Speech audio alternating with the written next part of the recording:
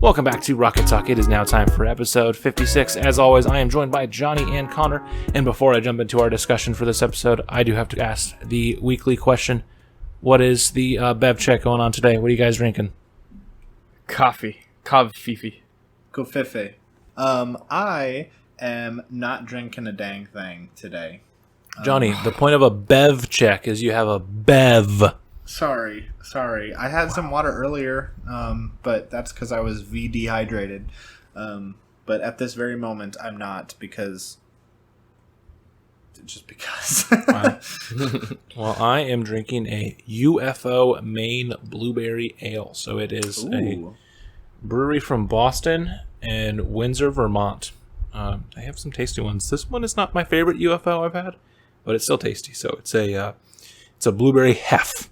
So Blueberry. Nice and blubbery flavoring. Have you had blueberry flavored beer before? Yes. There is Sweetwater, one of the local breweries in Atlanta. They have a blue one as well. And I can't remember the name of the brand, but there is a blueberry lemonade shandy beer out of a local brewery in Michigan that I can get at Hy-Vee in Omaha that I really like. But Yum. yes. Before we move into our Blast for Blow Up, I know Johnny is very excited because he has the Banjo and Kazooie Amiibo finally. What, a year and a half after the character was added to Smash, we finally get the Amiibo for him. Was it him, Hero, and Terry? Or is it... Who? Him, Terry, and Byleth. Byleth, oh yeah. So we got good character, solid character, and then the worst DLC character that we've gotten so far. The one nobody asked for. Yes. I mean, like, there wasn't a lot of people asking for some of these other characters as well, but, like, no one wanted Byleth. Yeah. I'm very happy. It's like Luke said, it's been a year and a half since Banjo came out to Smash, but the Amiibo is finally out, and I'm looking at him right now. But I've got him and K. Rool now, and so two classic rare characters, and I am super happy that they're both in Smash. And it's not that it wasn't official before, but now it's really official because there's Amiibos of them. Now you have a little trinket. I do. I Perfect. love them. Well, we can jump into our Blast for Blow Up. We got one today. Crash Bandicoot has definitely seen a resurgence over the past 4 or 5 years with the Insane Trilogy and Crash Team Racing remakes, Crash 4, the constant rumors of him being added to Smash. But we have a new one as well. Crash on the Run was just released about a year after it had been in early alpha and a year and a half after it leaked, basically. But we have a new Crash mobile game. It is a endless runner, kind of. It's a runner game, kind of like, say, Temple Run or Sonic Dash, but like the Sonic Forces game, it actually has a slight story to it for the Sonic Forces mobile game. So I know all of us have downloaded and played a little bit of it. So what are your guys' thoughts then on this mobile game so far? I like it, but it's really not doing anything that's gonna keep me with it for very long. I mean, even the Nintendo games, when there was like a big thing like 4 or 5 years ago, Pokemon Go, Mario Run, an Animal Crossing game, some weird me game, all of this came out, and even those games, as excited as I was, they were like, I didn't stick around. And so Crash, I'm not a lifelong Crash fan, and I've seen this game a million times in other forms. So yeah, it's good, it's fun, it's solid, but I really don't know why this is like what they thought that people wanted. I mean, for me, it's just it's solid, but I'm probably gonna delete it in like a week. So I mean, mobile gaming is still big, and there's people that like. I think one of those too is think about like the casual people who don't game as much anymore, but they have their iPhones or their Androids, and they get on the store. Oh, Crash Bandicoot! Especially ones who maybe are our age and a little older, who like stopped playing video games when they got older for some weird reason. Weird. People stop playing video games? I know, it's hard to believe, but like quitters.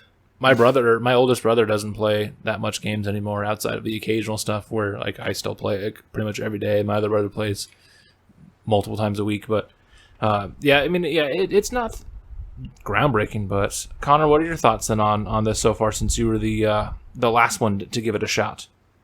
I liked it enough. It's, as far as like mobile apps go, I do not play mobile apps very often or anything like that. And so this one, it was solid. It was enjoyable. However, I just felt like I was pre-gaming for a real Crash game, and I just felt like I wanted to go and play one of the actual games, like the Insane Trilogy, and then rage quit after a couple minutes. Yeah. But Endless Runner is not really my favorite. I got over Temple Run very quickly, and this morning I actually uninstalled the Crash game. Oh wow. I will say this game is definitely a lot more forgiving than the regular Crash Bandicoot games. I did not have nearly as much issues with dying and all that as I do with the regular games, but probably the biggest annoyance I had in my limited time with it is, like every other mobile game, it holds your hand way too much at the start, and then after every time you do a level, it's like, hey, do you want to buy this bundle? Hey, look at this bundle, it's on sale. How about you get the starter pack? And every mobile game, especially ones like this where it's a established property in video games or movies or whatever, I think it's a mobile game adaptation, they're even like more egregious with it, I feel like, because like the Call of Duty one is like that too. There's a mobile Call of Duty game on the iPhone, and it's basically a full-fledged Call of Duty with touch controls, or if you use a Bluetooth controller, and it looks more like a PS3 era game, but it runs great. It really feels like you are playing a console quality Call of Duty game on your phone, but you finish a map and it's like, look at this bundle, here's another bundle, last chance on this bundle. Like there's like 3 or 4 bundles you have to exit out of before you can go and adjust your class or switch weapons before your next game. It's just like, oh, stop it. Yeah, so I mean, I was going to ask if you see yourself playing this semi-regularly as more content gets added, but it looks like Connor is already done with it, and who knows, Johnny might be deleting it soon as well.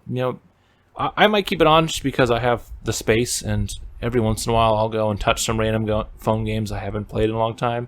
But yeah, I think we're probably not the 3 that Activision and King was going for when they developed this game, because outside of a bit of a stretch when I played a lot of Mario Kart Tour, I am also not much of a mobile gamer on my phone as well. I'll play a couple games here and there for a little bit, but then after a week or so, I'm like, all right, I'm done. But this is not a bad one to jump into.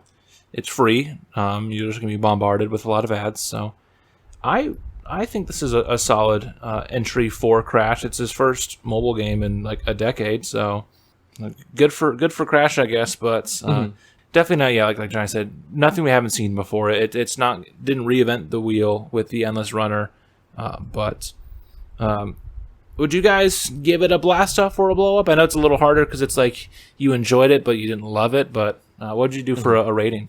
This is absolutely a blast off. It doesn't deserve a blow up. It's just, we're not the demographics for it. And I mean, Endless Runner these types of mobile apps, that I feel like they're more like targeting like younger high schooler kids waiting for their parents to pick them up. And so they just might as well play a phone game or something like that. I disagree. I mean, I haven't given out very many blow ups. The only one I gave recently, I can't remember what it was. Mulan, the live action Mulan, and I think the Mario Kart home tour. But I think this is going to join Mario Kart home tour and live action Mulan with a blow up. It's not anything bad. If there was a neutral option between blast off and blow up, like a blast up, but it blows up mid-flight. Yeah, like and I'm Challenger. Oh no! I'm not calling it that, but yeah, if there was something in the middle like that, then that's what it would be. But I'm leaning more onto the blow up side, not necessarily because the quality is bad. I think it looks good. It looks like a good game. It's just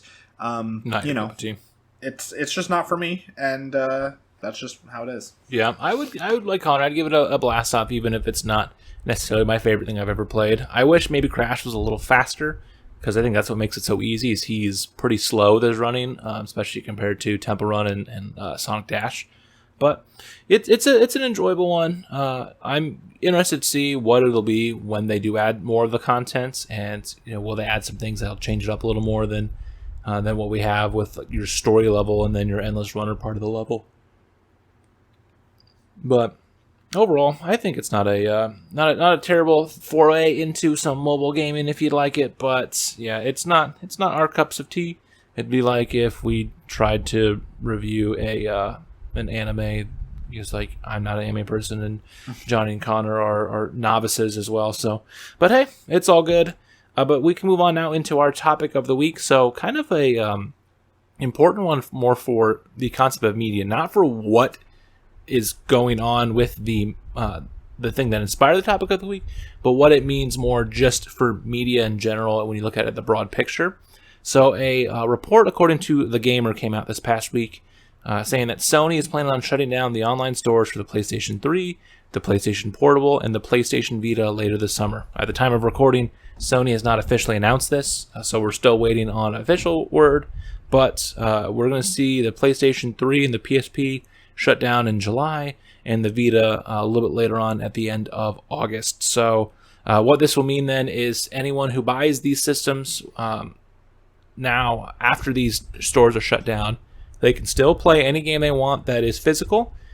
Someone like myself who owns a PS3 that has digital games downloaded, they'll still be able to play them, but you will not be able to go and purchase new things from the stores. We don't know yet if you have purchased stuff like myself. Like, let's say I bought a new PS3 and I wanted to re-download Sonic Adventure 2. I don't know if I would be able to do that when the store is shut down, if I'll be able to re-download all my stuff, or if it's just going to be you can't do it in general. So that's going to be the big thing. And the biggest thing we're going to see from this is digital-only games that are on these systems that aren't on the PS4, PC, Xbox. These are going to be just gone now unless they get re-released. So this can lead into some discussion about the idea of digital gameship and preservation. But first, for both of you guys, since you're not much of PlayStation gamers, what are your thoughts on these stores closing? It's a bummer. I mean, to say the least, because like you said, we don't have a PS3. So we're not losing anything personally, but it's still kind of a bummer, because that's a lot of people who are going to miss out on the opportunity to play any new games that is available now. It's just not going to be, presumably never going to be available to them again, unless they get sent to the PS5 online store. But there's no guarantee of that happening. So it's kind of a shocker that something like this would happen in 2021. And that there would be just so many games that are just never going to be able to be played again. And I'm really curious, not just the players, but the creators of the game, the people who worked on some of these games, what their thoughts are that this could happen, that their game, whether it was a big hit or not, is not going to be reaching the hands of any new players. So. Mm-hmm. I was thinking just the same thing. I was thinking about the creators of these games, because it affects the people that own a PS3, which is not me. It doesn't affect me, but it affects users, but it also affects the creators. And I just think those poor guys who maybe they only got their one shot and they finally got one game in the PS3 stores because it generated enough interest, but now they're not going to be reaching any new audience. Yeah, and being on top of the fact that games like Infamous Festival of Blood, which is the expansion, standalone expansion Infamous 2, which I haven't talked enough about the Infamous games on this podcast, but they are one of the better PlayStation exclusives that kind of gets forgotten about. Everyone thinks about God of War, Uncharted, Gran Turismo, The Last of Us, Ratchet and Clank, like ones like that. But Sucker Punch made a really fun open world superhero game where in the first two you have lightning powers, and the second one you have a variety. I mean, the third one you have a variety of powers, and they're a ton of fun. The second game is my favorite of the three, it's one that if someone has a few dollars that they wanted to spend on some PS3 games, that would be one I would definitely recommend.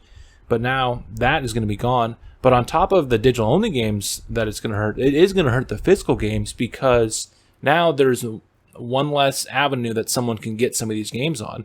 And so a good one to think about it is some of these older Call of Duties, these The Last of Us, Uncharted.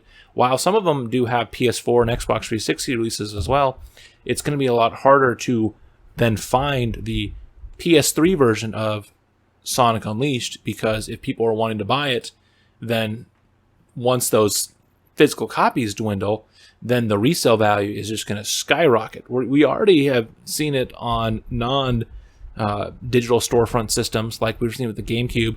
We mentioned it when Mario 3D All-Stars was announced. You could get Sunshine for like $90 on eBay when we recorded that episode. And, like that's going to happen to games like Metal Gear Solid 4, MotorStorm, some of these games that are only on the PS3 and are good games. I mean, like it's IGN on their podcast Beyond, their PlayStation-centric podcast, they talked about it, how it's kind of a pain in the ass for Metal Gear Solid fans to play through the series because of how everything is just kind of spread out across mainly the PlayStation systems, but how there hasn't been too many re-releases, and really the only one that had it was the PS3. And since the PS3 was such a different architecture that it doesn't work with the PS4, then it makes it a lot harder for someone to go and experience those games as iconic as they are. Because, I mean, think about it, Snake was one of the first characters added to Smash as a third-party character, and that was for a reason. It wasn't just because, like, they just wanted to add Snake. Like, Snake coming in with Sonic was, like, a big deal because those were two pillars of gaming that Nintendo was able to get the rights to put into their game. So, like, that, not having the ability to play games like that easily without having to drop a pretty penny is frustrating for the idea of gamers, and it's just an unfortunate type of thing. And it brings up the idea of game preservation, because when you look at other forms of media with TV and movie and music, yeah, sure, we do have those stories of things like the master recordings being stolen for the album that Green Day recorded that eventually got reworked to be an American Idiot. Or there's those episodes of Doctor Who from the 50s that are just lost to time. But for the most part, most of your movies and TV shows and music that has come out in the last 40, 50 years is in some sort of database somewhere, whether it's physical or digital, at these studios, headquarters. If we had the ability to, we could go right now to Disney, and we could, whatever it is, physical or digital, we could pull up a database and we could have every single episode of The Simpsons, all 700 and whatever, for the past 30 plus years with ease. But with gaming, it's a lot harder because, and some of that is because of the way the systems are, but we can't just go to a database and, oh, cool, let me pull out A Link to the Past, Metal Gear Solid 4, Sonic Adventure 2 Dreamcast version, and the Japanese re-release of Mario 64 that fixes the backwards long jump. Like, that's not an easy thing to do legally, because there is emulators, but it just kind of brings the idea of, like, do we need a better form of game preservation as we are on the cusp of potentially losing a handful of really quality titles? Yes, and we are at a time where when we buy a digital game, we are basically we're just buying licenses to own them and use them, and occasionally, depending on what type of game, you can share certain types of content with different games and stuff like that. But it's never true ownership, because at any point in time they can just take anything off of a server or off of insert catalog playlist here, and it'll be lost forever, even if we paid for it, even if we are currently paying for it, even if you buy or you're paying a monthly fee for like a Spotify and you're paying premium, and that's to get no ads. They can still have ads, and they can just change the level of ownership that you have to now you're in a middle tier. Now you have to go with the extra premium subscription in order to get the type of content that you initially signed up for, because a lot of these times we're buying into contracts that are several pages, 30 pages long, that we're never going to be able to read. And we have no negotiating whatsoever with this. And so when you maybe bring up like digital ownership, like what is true ownership, and are we more like is it actual ownership when we're just paying for something that can be taken at any point in time when the owner decides, you know what, you're done with this? Yeah, I mean, I want to go back to the idea of ownership of digital products in a sec too, but I mean, like even with the idea of preservation, even with physical, there is no stopping that. There's a game that was going back to the PS3. There's a game on the PS3 that's called Mag. It was a multiplayer first-person shooter, and it was a game that I always wanted to play after I played the beta. And it was a ton of fun because unlike Call of Duty or Battlefield or other first-person shooters that would have 12 or 20 or 60 people in a lobby at once, this had 256 players in a single match at one time. So the maps were massive. And so the graphics were toned down a lot more than say, Battlefield or Call of Duty. But like, this was insane, and this was like one of the first games I can remember. This game came out in early 2010. This was one of the first games that I can really think of that was like online only. That was one of the first that we had where like if you didn't have an online connection, then you can just go to the main menu of the game and be like, cool. But then after about 4 years of it being on the market, Sony then, just because it didn't sell well, and then after the PS4 came out, its base had dwindled, so Sony shut down the servers. So now, if Connor bought a PS3 before the store closes down and somehow bought a copy of Mag, he just has a paperweight now.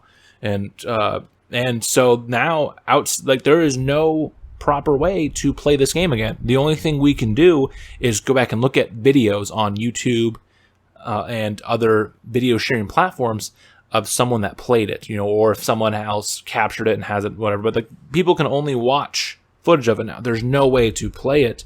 And sure, this was not a very popular game. This wasn't something that really, was revolutionary, even though it did a lot of crazy things that would then become the standard with online only, and it set a Guinness record for the most online players in a single console match. But this wasn't a huge loss to the gaming ecosystem, like, say, if Nintendo were to completely shut down an online only Mario Kart, or if Call of Duty was to shut down a server on a newer game. But we need a way to preserve these games, because now we can't go and experience this. There's those early online services that the Super Nintendo and the Sega Genesis had, where in Japan there was that special version of A Link to the Past that you would play, and it would and there was like a narration that go on it, and there'd be things that are slightly tweaked. And now, because that wasn't preserved, there's no way that we can play that. Someone was able to piece together parts of it, but if Johnny wanted to do a true Zelda run-through of every single Zelda release ever, from the original Legend of Zelda to Hyrule Warriors Age of Calamity before the sequel to Breath of the Wild came out, that is the one thing that he wouldn't be able to do, because there's no proper preservation of it. And it is unfortunate, because it was a early part of online gaming that now is just lost to time because we didn't preserve it. I was going to bring up another question of just like, at what point is it the host sites for like a catalog of games or a creator's site? What is their responsibility for keeping this afloat for us all to play? If they're going to make it for us to play in the first place, do we hold to the idea that they should maintain a way for it to be playable forever? I think that we should. It just necessarily, I don't think the companies would ever do that, because it all comes down to it. Like, they only care about the money, and it's a big reason why Sony was hesitant to really go all in on backwards compatibility between the PS3 and PS4 generation, is because backwards compatibility, as great as it is and like as fun as it is, it's still a minority when it comes to the idea of game consumption. Like, not everyone is say Johnny, who goes and replays the DKC games once a year. Yeah. Don't you? Yeah, like, yeah, about once a year. Yeah. How often do you see yourself playing games on your Super Nintendo or your 64? My Super Nintendo is, until the Switch came out with the DKC games, the Super Nintendo is what I used every year. Yeah, I use that and the 64, but that's because I'm lucky enough to still have mine and have it preserved, like, which is extremely rare. You don't know a lot of people with a Super Nintendo or a 64. But yeah, it's like Johnny is kind of an outlier. Lucky.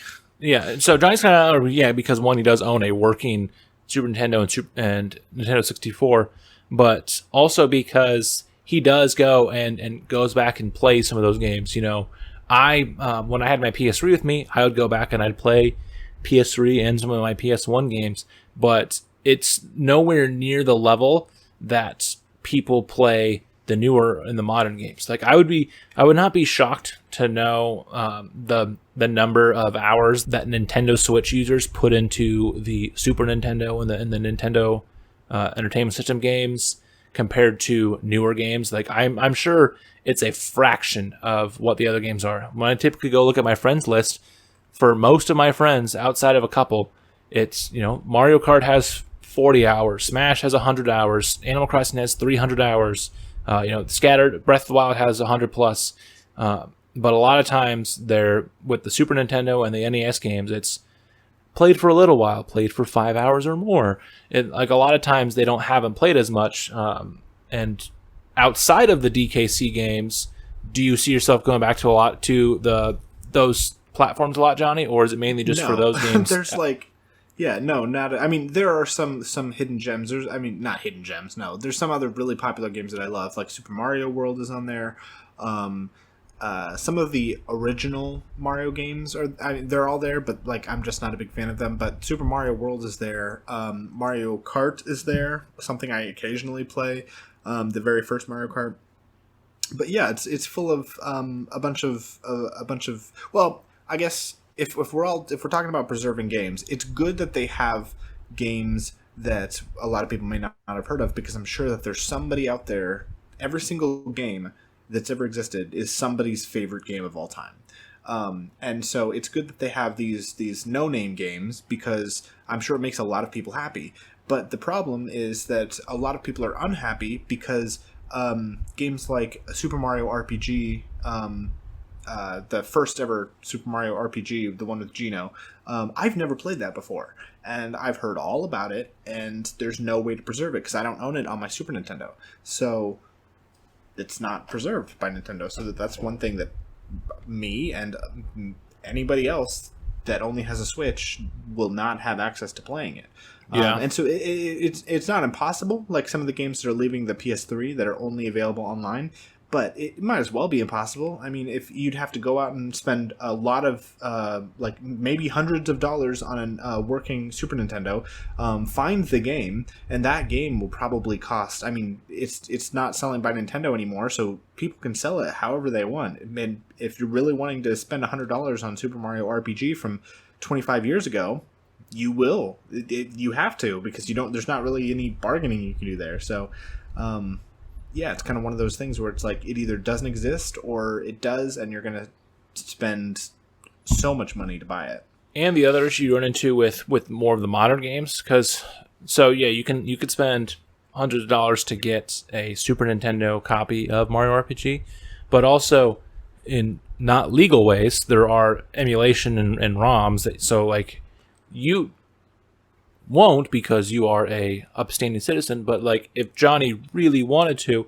he could download a Super Nintendo emulator, and then he could find a ROM of the game and be able to play it on his computer. He could even get like a 8BitDo SN30 Pro or one of their controllers that is in the design of a Super Nintendo controller, so he could get close to the same experience as possible. But emulation is not always perfect, even though something like a Super Nintendo or a Sega Genesis is relatively easy to emulate outside of some few visual glitches here and there and some sound problems. Johnny could still get pretty much the full experience, but that's not legal. And then when you get into these higher up generations, I mean, the N64 was a nightmare to emulate.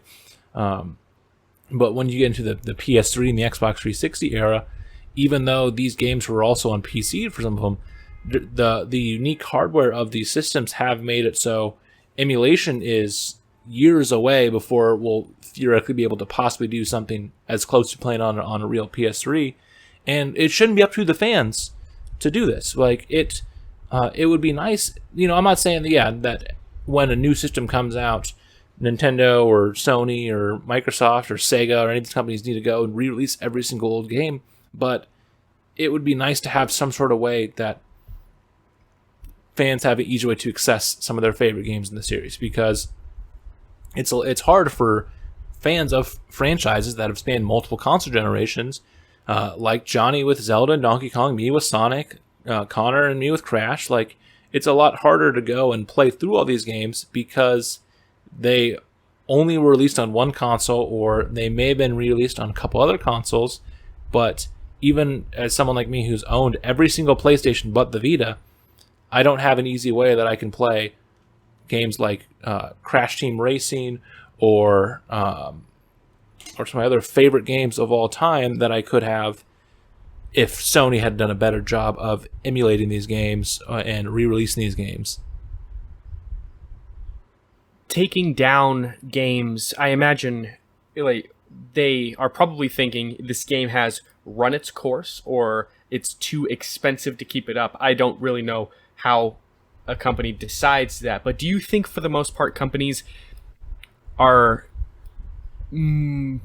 correct in assuming that a game has officially run its course, or that people have played it Depends on the game enough to satisfy? It depends on what we're looking at. I think with the Vita is the only one that I'm a little like, because the Vita has been a really good portable indie game machine. That's where that thing really thrived. It may have been a flop in terms of its sales, especially compared to the original PSP, especially compared to the DS and the 3DS. But it did not meet expectations. But it is a nice little machine for indie titles, for those who are into that. But I mean, I'm sure the amount of purchases that were made on the PlayStation 3 and the PSP stores were very small, like enough that shutting them down is not going to be this massive, huge loss. It's not like Nintendo purposely limiting time on games like Mario 3D All-Stars, Mario 35. Isn't there Fire Emblem? There's like another game that they released a port of that was also limited. Yeah, I know what you're talking about. But like Nintendo will do that to kind of have some false scarcity with stuff. But we do see it. Like I don't have the numbers, but I'm pretty sure the MAG player base was super low by the time that they shut the servers down. That like there may have been a few thousand people that were sad about it, but it's not like they were shutting it down in its peak. No, that would actually be problematic. I do kind of want to, and this is where we're gonna have to get a little nuanced here with just hypotheticals. Like if a store is going to take down a game that isn't necessarily as universally beloved as Mario, but has, you know, hundreds of thousands of players as opposed to tens of millions, like if they are going to take it down and those hundreds of thousands of people aren't finished with it, or they still played enough that it's gonna be missed, is it okay then to have some sort of emulator just because, you know, you're gonna take it down, we're gonna emulate? I mean, I'm not gonna tell people to do what they want to do. Just know that it's like downloading music or speeding or any other things that are technically illegal. If you feel inclined to do it, I'm not going to stop you. I'm not going to fully judge you. Just don't go, and if you go and you emulate it and you stream it and your streams get taken down, sorry. I mean, you did that on yourself. Like, I'm not gonna. Don't be surprised. Yeah, I'm not like. I'm not going to go and yell at Johnny if he went right now and downloaded a Super Nintendo emulator and Super Mario RPG. I don't even know how to do that. I mean, it's really not that hard. Like, I could don't say that. I mean, it really isn't. So it's harder to find. It's very complicated, and none of us know how to do that because none of us have ever done that. Yeah, finding emulators is easy. Finding ROMs is trickier now because sites, Nintendo and others have cracked down and gotten a lot of those removed. But I'm gonna without naming anyone, I am gonna call somebody out. We have a listener that is a friend of ours, and I know that you're listening to this. So this is me giving you a death glare through the only audio that you can hear. But you're very bad about using a lot of emulators that are not necessarily legal. That's not us. It's not any of the three of us, but it is somebody that we know. But also, I don't blame who that is. I know who it is. I know who it is, but I'm pretty sure people like. I don't blame people for wanting to use emulators, especially for things like, say, Super Mario RPG or other games that are a lot harder to find without dropping a pretty penny. Because, like, even though Dolphin, the one of the GameCube emulators that's popular out there, struggled to emulate unless you had a really high-end PC, I did not blame a single person who used that to emulate Sunshine before we got 3D All-Stars. And I'm not going to envy anyone who's going to do that once 3D All-Stars goes away in a couple of days when Mario gets publicly executed. But I also just feel like the fans shouldn't have to be the ones to preserve these games because, like, even if it is a random release that barely sold and has a very small cult following, like, it would be nice for fans to be able to go and see those games. I think that's one of the things that has really helped Xbox really give off this pro-consumer mindset to fans recently, even when they've done some less than ideal things like their original plans to increase the prices of Xbox Live and just all the other stuff that they have done. But them doing backwards compatibility, honestly, them doing backwards compatibility is the whole reason I feel like we have it even on the PS5. If Microsoft hadn't done that to revive themselves because of how poor the Xbox One launched, I don't know if we have it on the PS5. And that means that a ton of really good PS4 games then wouldn't have been able to play it on the PS5 without having the inevitable HD remaster or 4K remaster on the new hardware with upgraded visuals and slightly new tech to go to the PS5. Because if it was like, we're still going to get PS5 upgrades for games, but I bet we would have even more if the PS5 wasn't backwards compatible, like we got with some tail end PS3 games with the PS4, like The Last of Us and GTA.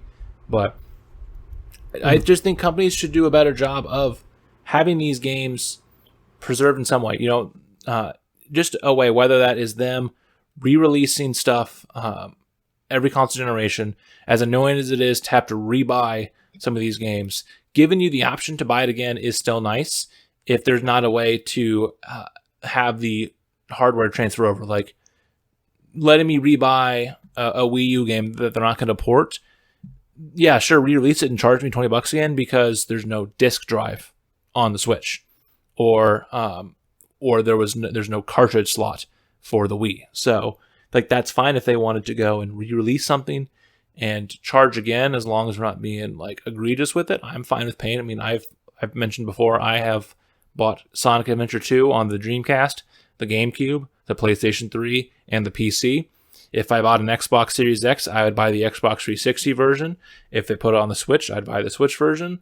Like, I buy that game a lot. I own multiple copies of Crash Team Racing through the remake and the original. So, like, I've rebought games, and I'm fine with that. And so if there's not a way to have true backwards compatibility, like I can pop the disc in and play it that way, then at least resell some of the games. It doesn't have to be all of them, but I want to be able to play some of the iconic games from the PS3, the PS2, the Super Nintendo, without having to go and track down either sketchy websites to download ROMs for an emulator or drop hundreds of dollars because no one wants to resell it without selling it for an astronomical value. You're pretty knowledgeable on this, so you might actually know this, but what does a company have to go through to keep a game on some sort of catalog, in a catalog? Is it hard for them to keep it there? Is it expensive? I think keeping a game, like, to be able to digitally download is probably not that difficult. It'll just take up some server space to keep it in the storefront. But if the storefront's still up, I don't see why that's difficult. I know the more expensive one is keeping a game online, something like Mario Kart or Smash Brothers, Call of Duty, where maybe the servers are nearly dead. I wouldn't be surprised if Team Sonic Racing servers get shut down in the next year or two because that game is nearly dead. But because it is costly to maintain a server, and if no one is playing online, or very, very, very few people are playing online, there's no point to spend the extra money, the thousands of dollars to keep these servers up when they can just close them down and cut their losses.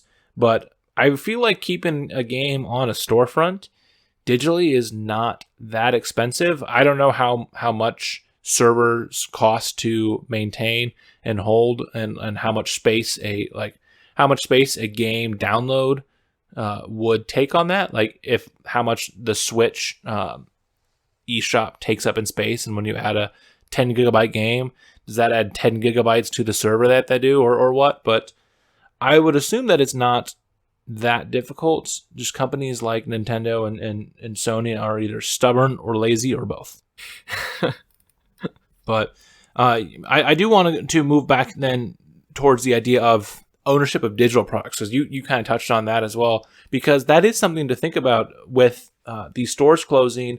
Is, do we actually own our digital purchases for games, movies, TV shows, whatever it is? Because sure, once your physical product is no longer able to be played, like say if you own a Laserdisc and your Laserdisc player breaks, it's a lot harder to get that up and running because the player has been discontinued. But you still own that physical media. Where, yeah, if I go out and I buy a digital game or a digital movie, there's nothing stopping these companies from taking them down.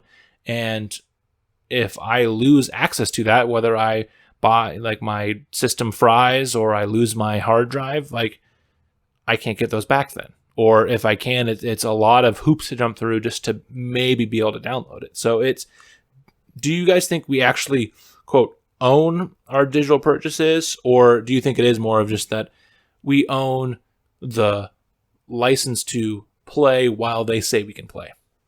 We more own the license in that sense. I was watching a TED Talk on ownership to prepare for the podcast. This was last night. And the woman who was speaking, she gave an example of Kindle.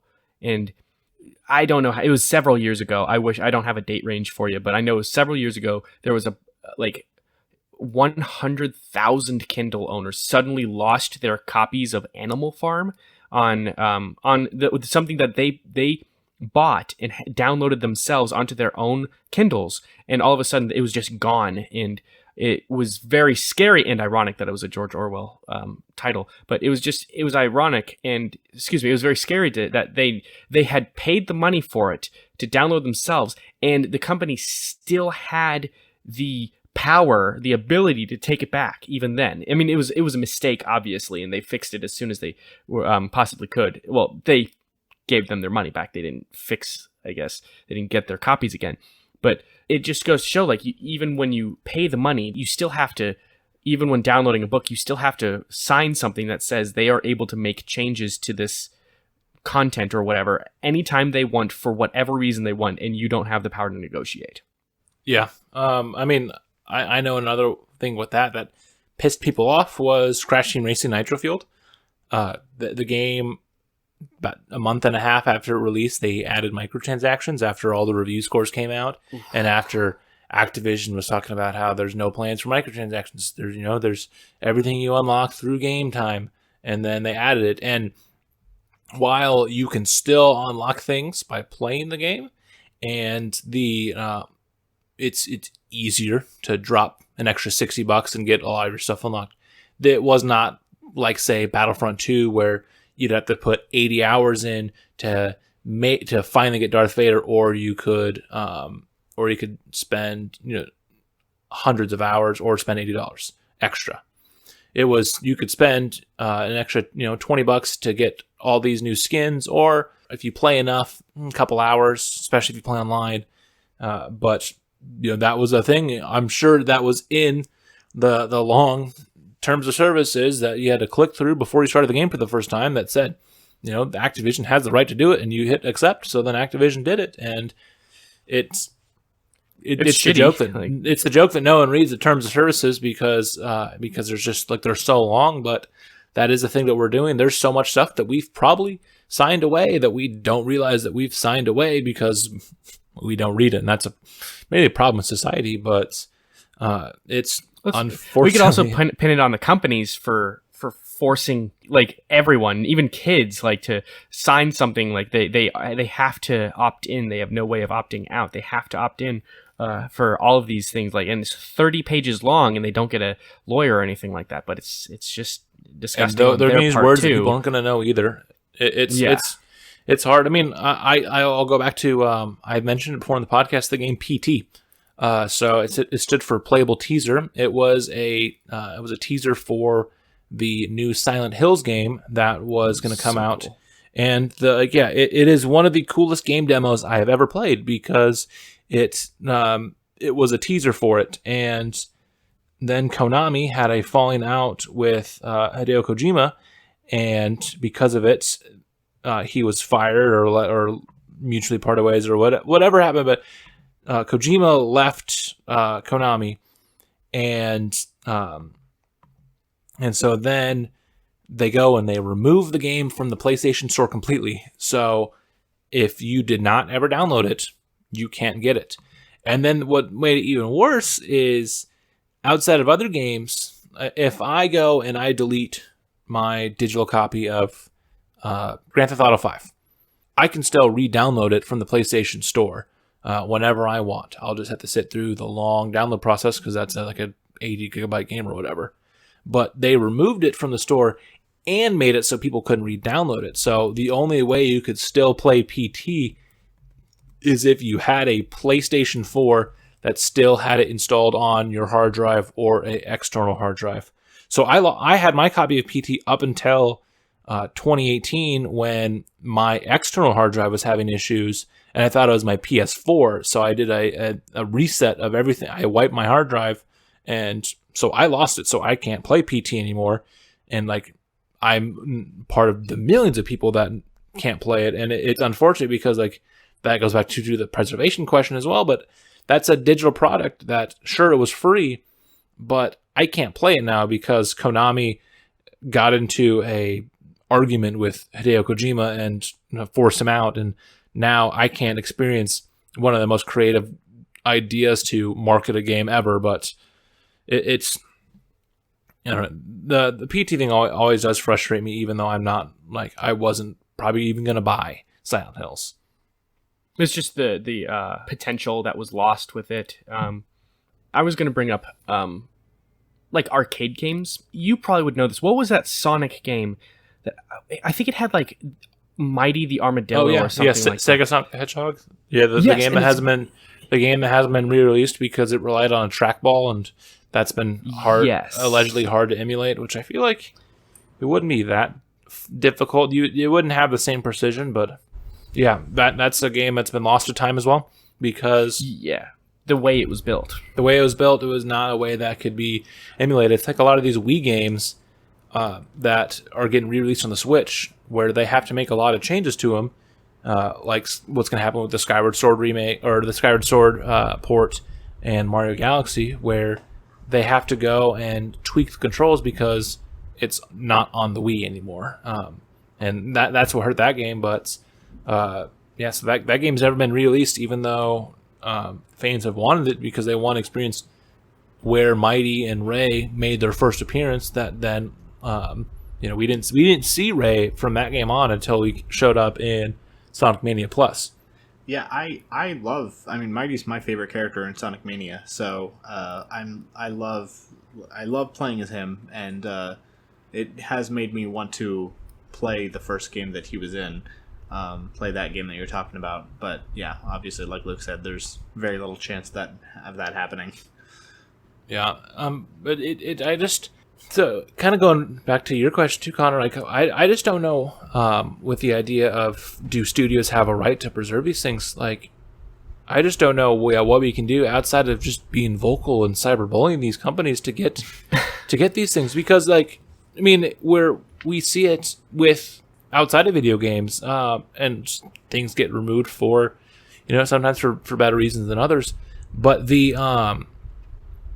like there are albums that you just can't listen to on digital streaming services, or songs that get removed for whatever licensing issues or whatever reason, and it's a lot harder to find that without, again, going and downloading it illegally, which don't do that. Like, so one of my favorite Yellow Card songs is called Gifts and Curses. It's on the music inspired by and from Spider-Man 2 album. So there's songs that are in Spider-Man 2, the Sam Raimi one, not the Amazing Spider-Man 2, and there's songs that were apparently inspired by it. And so there's a Yellow Card song that's only on that album, and I think it's like one of their best songs. And I don't know if it's licensing issues or what it is, but that is one of the songs that is not able to be listened to on Spotify from that album. There's like 3 or 4 that you can't listen to, and that's one of them. And then it's annoying because I could listen to that song if I were to go and download a version of it, but like that's illegal, and it's frustrating that just to play one of my favorite songs by one of my favorite bands, I have to either resort to someone that re-uploaded on YouTube or do a scummy thing like download music. Just like we see with gaming, where it's like, oh, I can't access this game legally, but I could go and download an emulator. It's just frustrating that we can't do this because we don't own our digital products, even though we paid money, sometimes just as much as we would pay to get it physically. And if you're gonna have like Spotify Premium or something like that for long periods of time, you're paying them enough money that at just via principle they should be able to provide something like that, especially if people are asking for it. Are they pushing people to find alternate gray area ways of consuming the content that they want? I think they are. I also think they're pushing people to do that. I mean, the loss of potential and the loss of kind of just cornerstones in media, especially if it's an old game. Like, even if it's not popular, sometimes it's the indie titles that actually are the ones that push the boundaries and inspire some of the bigger titles to do what they do.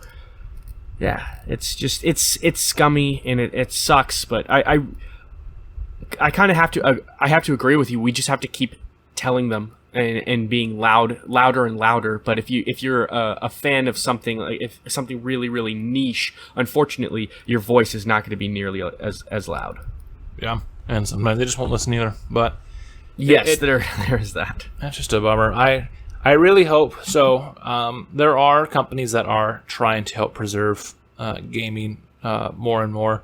And I mean, I get it is harder to preserve games versus the other forms of media because of how different each console's hardware are.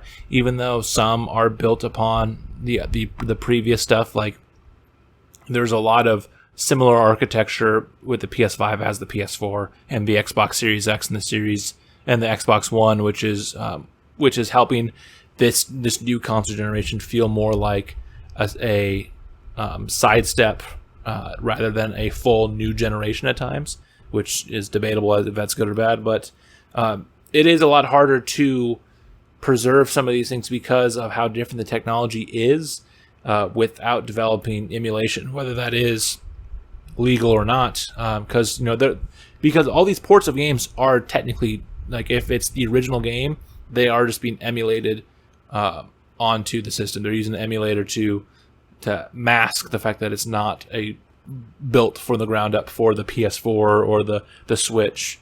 And so, some of them are really good emulators that are used, but it would be nice if we could get these preservations more prevalent, and something that would become a situation that 20-30 years from now, if one of us had children and then grandchildren wanted to show them the games, here's the games that Grandpa Johnny played when he was your age, and Grandpa, I don't know about that. or Uncle Johnny, and then they'll be like, these are the games that Great Uncle Johnny played when he was your age, and they'll be like, why do these graphics look like literal poop? But like, he'd be able to show a lot easier if we had better preservation. Some of his favorite games, or someone who grew up who's a kid now with games like Fortnite and Call of Duty Warzone, like, they could be able to show their kids it like what like Johnny's done with his niece and nephew. That if we have better preservation, that can have it out there, so we can show them that. Where if we don't have a good preservation, then maybe some of this stuff can still be shown if people like Johnny still have the consoles that can play it and it's not online dependent. But if the companies don't keep these up, then there's going to be more games that are lost to time. And as we move more and more towards a digital only and an online only forms of services, I'm worried about what that could mean for the future if we don't have ways to properly preserve this stuff. But that's a whole rabbit hole to dive down even more than another podcast.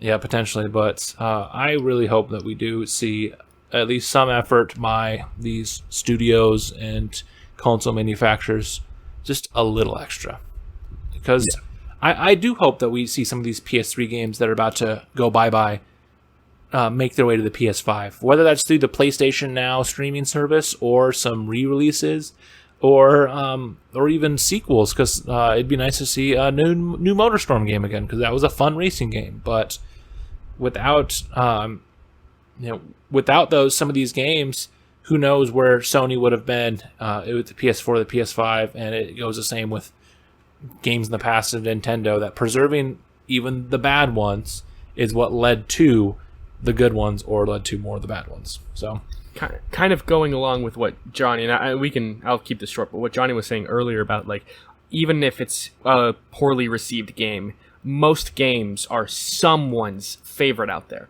And I think sometimes they don't really recognize, like, some of these companies don't recognize the importance of even poorly received games, like, to the individual. It's not just about money, it's not just about space, it's also about principle, it's also about the emotional attachment we have to certain games. When you take down any sort of game, like, or you shut down its servers or something like that, it's a big move, and it takes a lot out of fans like us. And even though we might be able to scream in all caps at them on Twitter or whatever, it's just like they don't understand, like, it's actually, I hate to use the word as heavy as detrimental, but that's the only word I can come up with right now.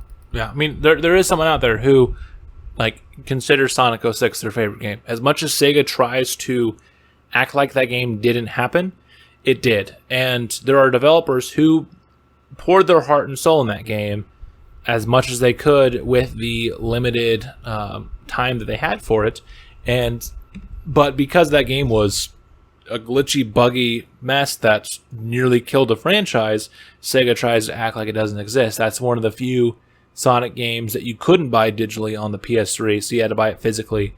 But with not acknowledging some of these games and not making an effort to preserve them, even if it is games like 06 that are notoriously bad, it still is what led to what happened with Sonic Unleashed and Sonic Colors, Sonic Generations, which gave the series a brief renaissance for the first time that it hadn't had in a decade. And so it was like you needed the '06 to get to where you have Generations peak, or you needed something like the failures that started with the 64 and the GameCube that got Nintendo to the Switch.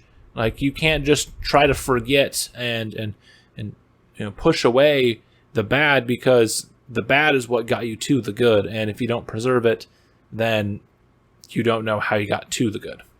Yeah, obviously I don't think that's always the case, and I think that I think you're giving too much credit to Sonic 06 for saying we had to push through the mud to get to something good. But I do see your point that whether it's good or bad, and it's bad, it's still one of the most well-known games because of how bad it is. And I think for that reason alone, there's a lot of people who want to play it. I don't think there's a lot of people who enjoy it, but I think there's a lot of people who want to see just how jank it is. And I mean, you said that they don't want to acknowledge that game exists, but honestly, like, it does. And I think that they should just own it. Yeah, we made a bad game, but it's a really, really bad game. So isn't that great? Hey, we made a bad game, but it has the best soundtrack in the series. Yeah, but Sonic Forces is a bad game, but it's a boring game. There's nothing really good about it. But whereas Sonic 06 is hilariously terrible. And I mean, Sonic kisses a human in that game. So how much worse could it get?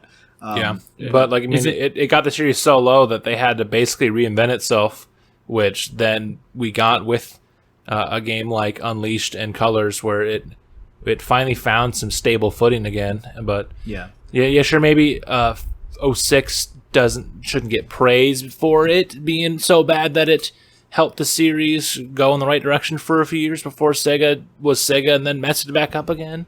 But it was the catalyst that started the shift, at least. So, and that is important.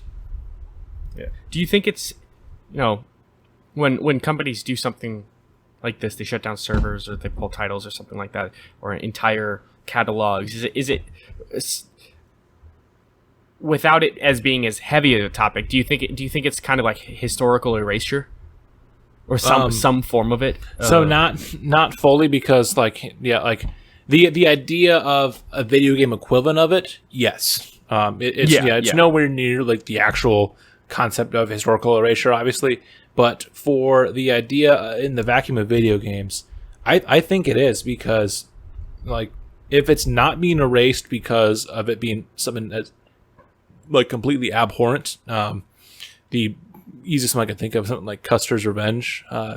Go look that up after this podcast. It is rough. It's a Atari 2600 game or something like that, where you are General Custer and you do some grotesque things to a different pixelated person, and that game, if that game was wiped from existence okay, it's not really it's not a good game, and it's not a good game in both concepts of good.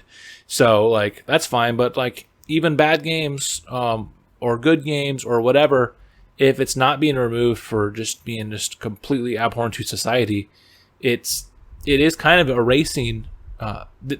We're seeing a whole generation of gaming that is getting partially erased and significantly harder now to enjoy, because with the digital store shutting down too, that also hinders some of these games that still have a prevalent physical amount of copies out there, like Call of Duty.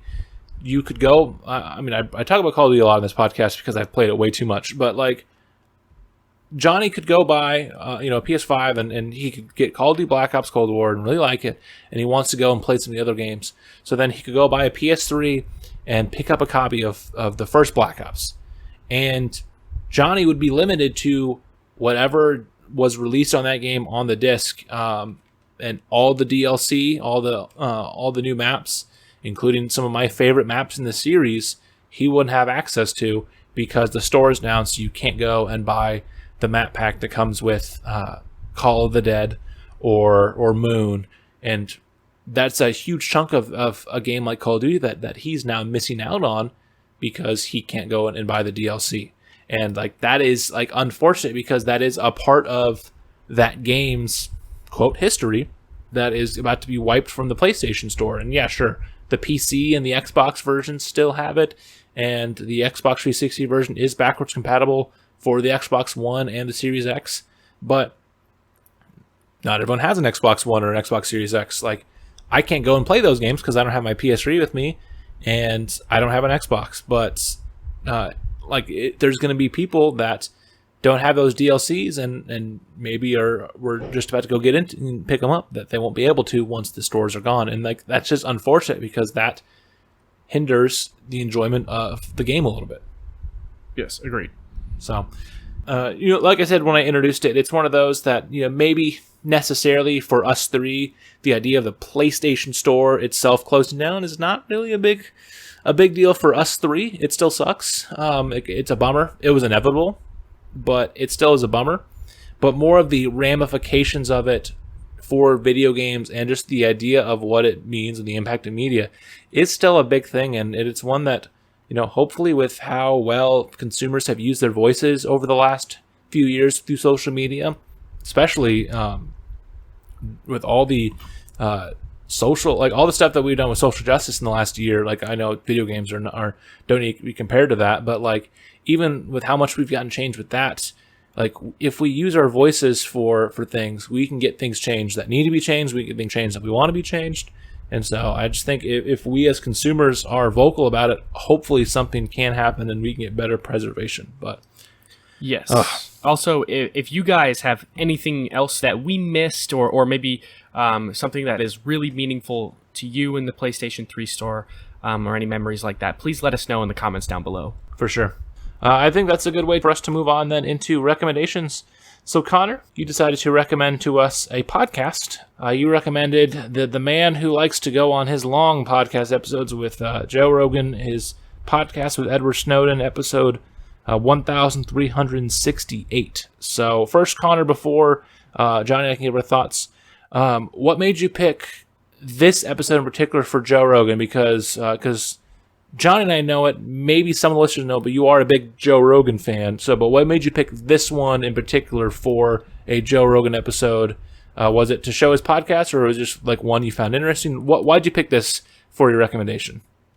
This particular episode I found very, very interesting. I was watching the Snowden movie from like 2016. I don't know if you guys have seen that or know of it.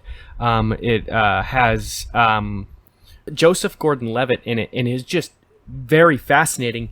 And then I wanted to go watch interviews with him, and I found this particular episode with Joe Rogan, and this was the first, I don't know if I said this on the podcast before, this was the first podcast in which I actually had to pull over to the side to listen to the content because it was so interesting. I found myself paying less attention to the road than I should have been, so I pulled over to the side for 10 or 15 minutes just to listen to the content. And Edward Snowden, in my opinion, is a hero, and just the issues that he tackles in this particular Joe Rogan episode is just really, really right up my alley, and I was hoping that you guys might have felt the same.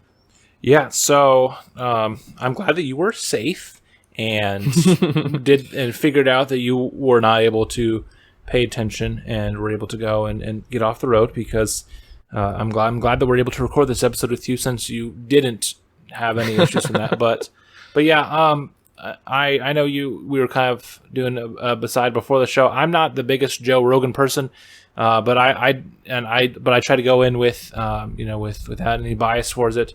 And yeah, mainly just because, while I haven't seen Snowden, the movie, it is such an interesting topic of what he did and the sacrifice that he did, even if someone doesn't think that he's a hero like you do, and think that he is a traitor or whatever. No matter what your opinion is on what he did, the sacrifice that he made to go and be the whistleblower is such a fascinating thing and such a crazy story that has happened in the last 15, 20 years that I always do enjoy seeing and hearing more about it. So it was nice to see one where it was because this is such a huge a huge thing that whether they listen to the Joe Rogan podcast or they watch the movie or they do their own readings or whatever, this is, I think, a story that people should at least know more about.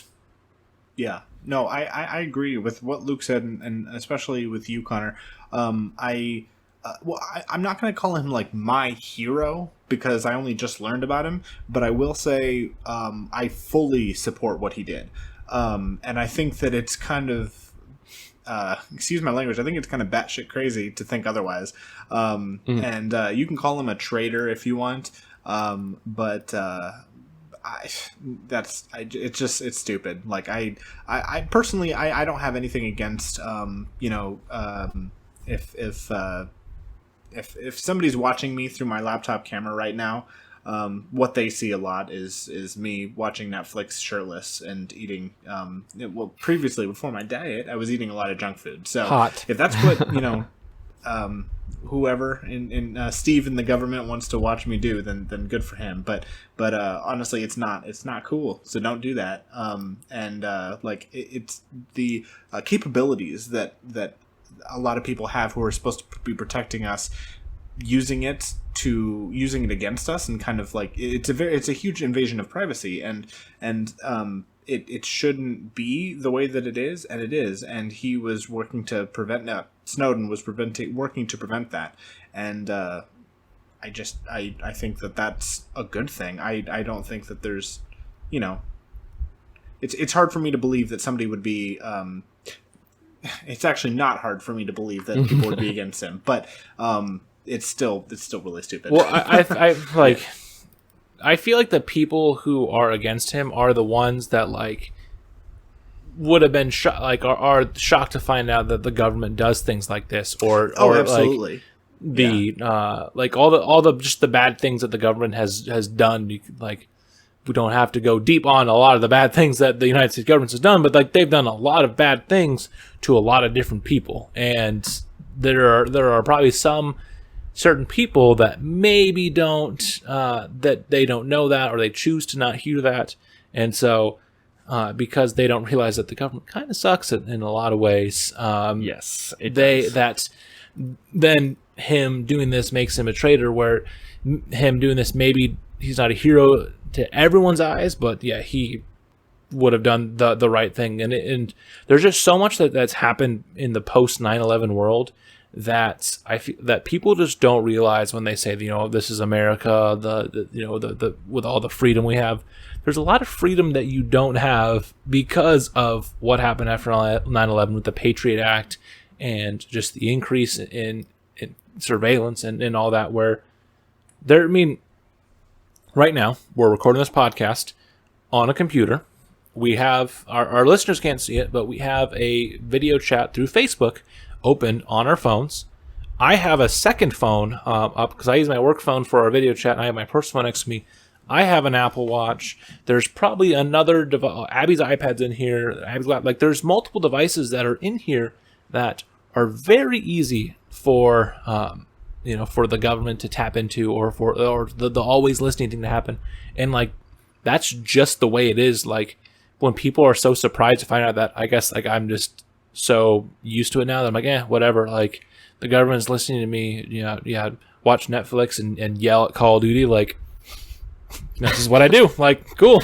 Like, I'm glad that Joe and the NSA can hear me get pissed off at Call of Duty. Like, I'm just so like used to it now that like it sucks that like I'm so like cold to it, but that's just how it is nowadays. Yeah, I think that it's like, his story, what he did, was so misconstrued from what actually happened, and I think there's a lot of details that people are neglecting. Like, the government wants to neglect certain parts of, like, what exactly did he do? It's instead of saying what he revealed, what he did to help the people. Instead, they made it look like he's a traitor. He betrayed our country. That's it. That's no more details. That's all he did. He's a traitor. We should hate him.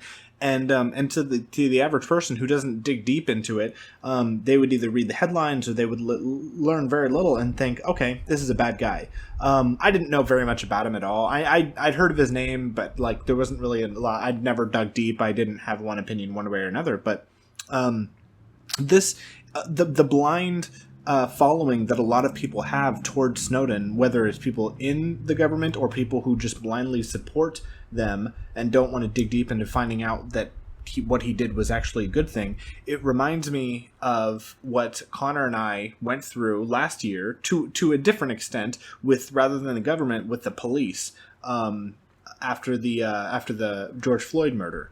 And the streets outside the apartment that I live at, it was insane. I mean, there was police everywhere, and I had family telling me that I had to stay inside, and I said, well, why do I need to go inside? And they said, well, because the police are making you go inside. And I'm like, well, but why though? Like, why do I need to be? Because they'll shoot you if you don't. There's evidence that people are getting shot, for being outside. And it's like, where's the blind? Why are you having a blind following to someone who's clearly not there to help you? They're very clearly not there to help you. And so that, listening to how he was speaking about this blind allegiance to our government, and just kind of like not it's not so much, some people are just, they don't think about it. And I think that's where a lot of the average person comes into, even the three of us. There's a lot of times we just don't think about how our privacy could be abused or not taken seriously. But there's other people that don't even consider it, and they say, you know what, I'm sure they have their reasons. I'm sure the government has their reasons. I'm sure the police has their reasons. I'm sure everybody has their reasons. And Snowden is the bad guy. Snowden is the traitor. He's the bad guy. We shouldn't trust him. And sorry, go ahead. No, you could finish up your last statement. Yeah, just basically that. Just that we're living in a world, especially now, especially the last 4 years or so. It's been very much polarized, and it's kind of like not knowing who to trust, and it's very much us versus them, and I hate that so much. But there are a lot of people that believe in order to be a patriot, you have to say, I love my government and my government has my best interest in mind. And that's not true at all. Mm-hmm. To be a real patriot is also to stick up against a tyrannical government that is breaking the law. Stand up to racial inequalities, and you decide to maybe put your knee on the ground during the national anthem at your football game. But they have every right to do that. And the taking a knee is supposed to be a sign of respect as well. And that we don't have to go down that Green Beret. This is have to go down that rabbit hole. Rabbit hole. So yeah, I'm sorry for doing that, but no, but I mean, like there's with all this is being said is true, even if people don't want to agree with it. I mean, sorry. I mean, like, I hope people disagree with my opinions, because like a lot of what I'm saying is like, I mean, a lot of what all of us are saying is like, I mean, did Snowden break some laws?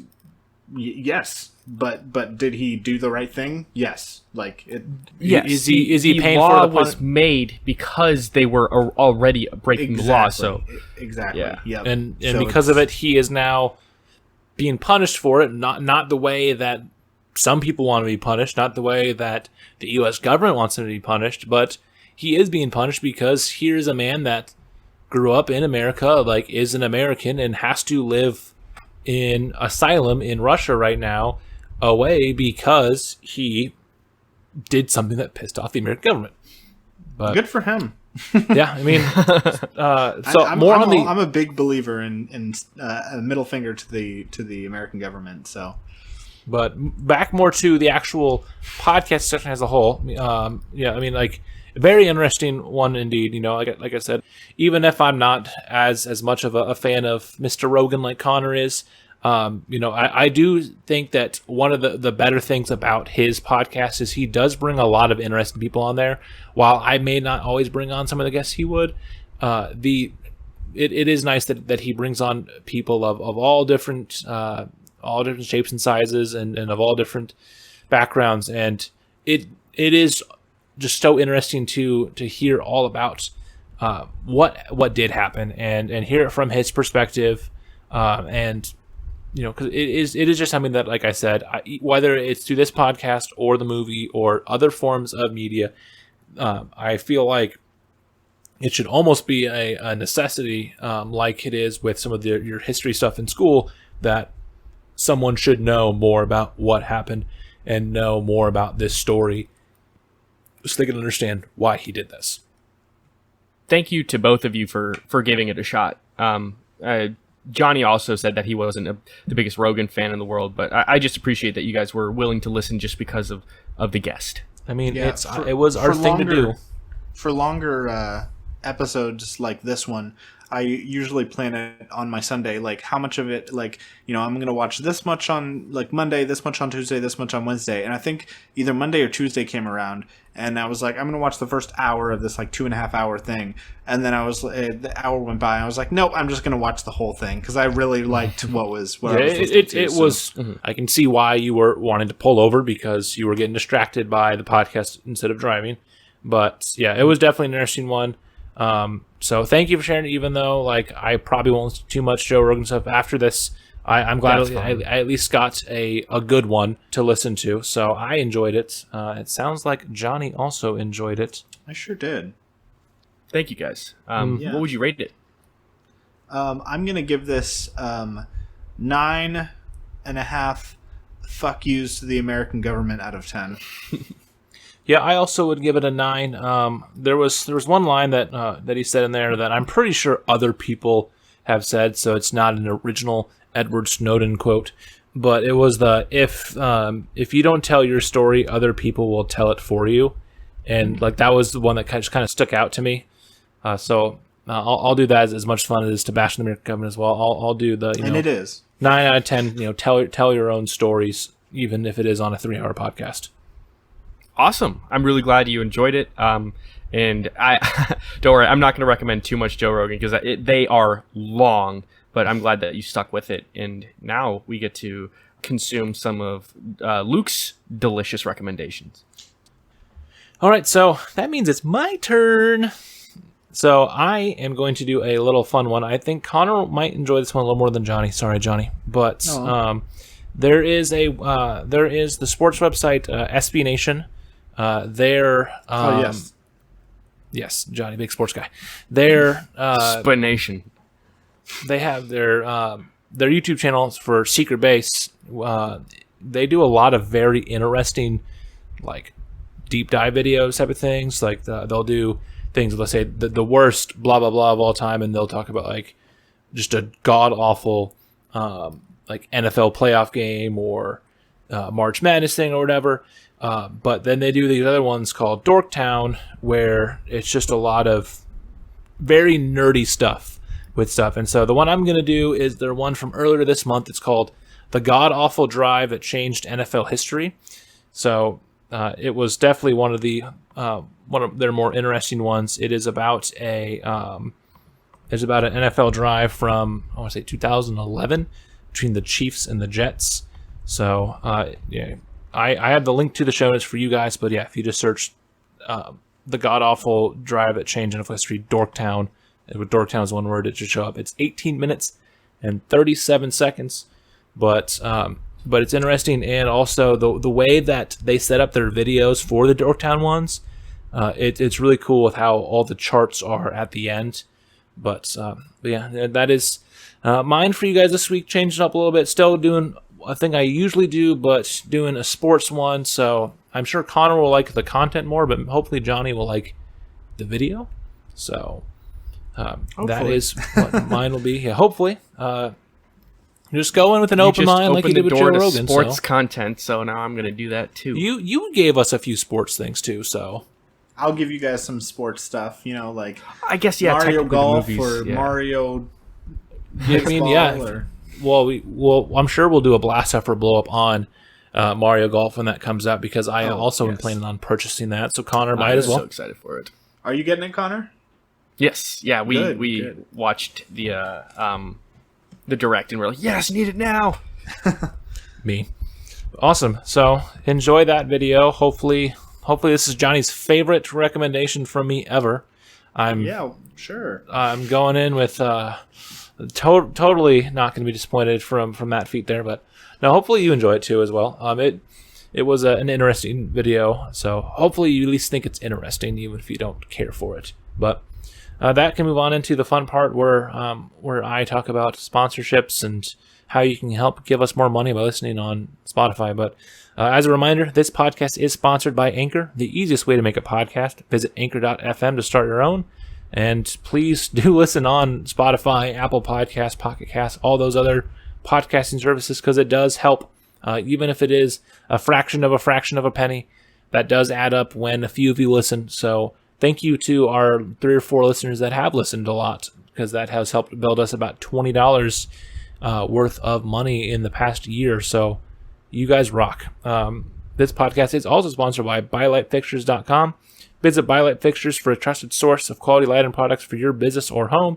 Especially because, guys, we've been home a lot. While I do go to work and Connor goes to work, Johnny's been at home, and if he didn't have good lighting for his eating and his Netflixing, I don't know how he would survive. So make sure you guys do visit BuyLightFixtures.com so you can find some good lighting, and you guys can go from there and have quality lighting. And as always, too, a big thank you to Tom Taylor of Tailored Beats for the intro and the outro of this podcast. You can find him on SoundCloud at soundcloud.com/tailoredproductions. That's TAYLORED Productions. And another shout out again to our pal of the podcast, Zach Perez, with his new show title screen. I was on last week's episode on Crash Team Racing. I guess it would be a couple weeks ago now, technically, because a few have come out since then. But I talked about Crash Team Racing, and I know that he has mentioned that he wants to have our other 2 hosts of Johnny and Connor on as well. So hopefully they can be on it as well soon. But be sure to give him a listen as well, and support another fun podcast that, like ours, is full of some good nerd talk. And don't forget as well to follow us on social media, on Facebook and Twitter and Twitch. I should be, by the time this podcast is up, have my Crash Team Racing stream up where I am playing through the story mode as each character on their home track as well. And I'm sure once things can kind of get all settled a little more, Johnny and Connor can also join me on the streaming game again. So that will wrap up episode 56. Another fun one, and we will see you guys next week in episode 57.